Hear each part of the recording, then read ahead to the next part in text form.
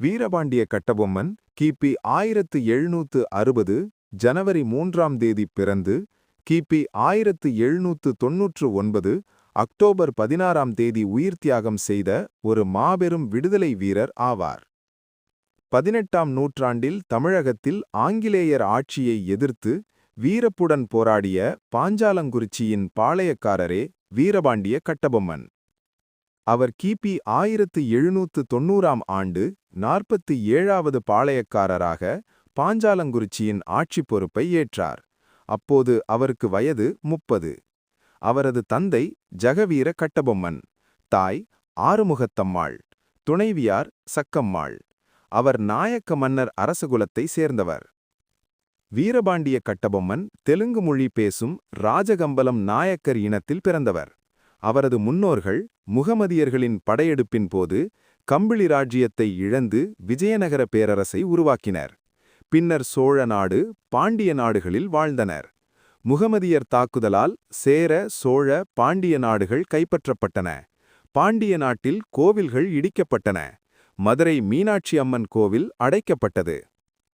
விஜயநகர பேரரசின் படைகள் வந்து 3 நாடுகளையும் மீட்டனர்.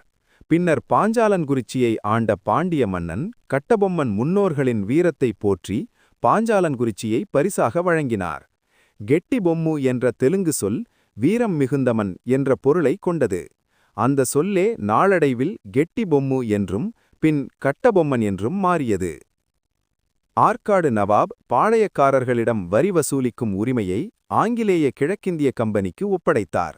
அதன்படி நெல்லை சீமையில் வரி வசூலிக்க வந்த ஆங்கிலேயர்கள் கட்டபொம்மனிடம் தோல்வியடைந்தனர். வீரபாண்டிய கட்டபொம்மன் ஆங்கிலேயருக்கு வரி செலுத்த மறுத்தார். கிபி 1797ஆம் ஆண்டு ஆங்கிலேய தளபதி ஆலந்துரை பாஞ்சாலங்குறிச்சி கோட்டையை முற்றுகையிட்டார். ஆனால் கடும் போரில் ஆங்கிலேயர்கள் தோல்வியடைந்தனர். பின்னர் நெல்லை கலெக்டர் ஜாக்சன் துரை தந்திரமாக கட்டபொம்மனை கைது செய்ய முயன்றார். ஆனால் அந்த முயற்சியும் தோல்வியடைந்தது. கிபி 1799ஆம் ஆண்டு செப்டம்பர் 5ஆம் தேதி ஆங்கிலேய தளபதி பேனர்மேன் பாஞ்சாலங்குறிச்சி கோட்டையை முற்றுகையிட்டார். பல ஆங்கிலேயர்கள் உயிரிழந்தனர். செப்டம்பர் 9ஆம் தேதி கோட்டை ஆங்கிலேயர்களால் கைப்பற்றப்பட்டது. அக்டோபர் 1 தேதி புதுக்கோட்டை மன்னர் தொண்டமன் கட்டபொம்மனை ஆங்கிலேயரிடம் ஒப்படைத்தார். அக்டோபர் 16ஆம் தேதி கயற்றாற்றில் வீரபாண்டிய கட்டபொம்மன் தூக்கிலிடப்பட்டார். அவரது சகோதரர் ஊமைத்துரை கிபி 1801ஆம் ஆண்டு மீண்டும் ஆங்கிலேயருக்கு எதிராக எழுந்தார். இறுதியில் பாஞ்சாலங்குறிச்சி முற்றிலும் அழிக்கப்பட்டது.